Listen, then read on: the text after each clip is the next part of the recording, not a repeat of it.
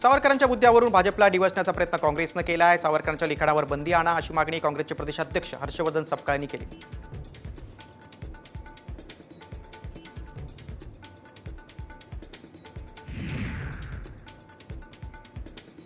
बुलढाण्यात समृद्धी महामार्गावरील पुलाचा लोखंडी अँगल तुटल्यानं अनेक गाड्यांचं नुकसान झालेलं आहे। टायर फुटले, त्यामुळे महामार्गावर अनेक गाड्या अडकून पडल्या होत्या।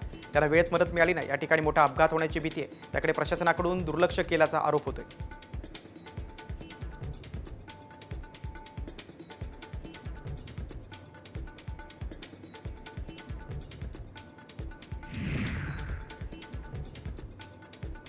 वाशिमच्या वन विभागाच्या प्रादेशिक वनसंरक्षक कार्यालयासमोर एका महिलेनं बेमुदत उपोषण सुरू केलंय।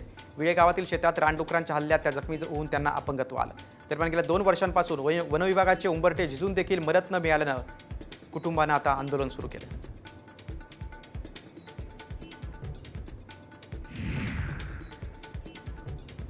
वर्ध्यातील आष्टीच्या बांबर्डा गावातील हनुमानाच्या मंदिरात अस्वलाचा धुमाकूळ पाहायला मिळाला।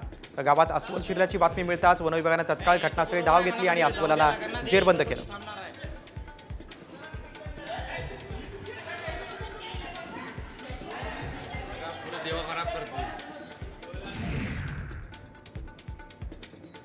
अकोल्यात अवकाळी पावसाचा तडाखा बसला आहे। सलग दुसऱ्या दिवशी अकोल्यातल्या बाळापूर तालुक्यात कांदा उत्पादक शेतकऱ्यांना मोठा फटका बसलाय। काढणीवरून कापण्यासाठी ठेवलेला कांदा अक्षरशः पावसाच्या पाण्याने भिजलेला आहे।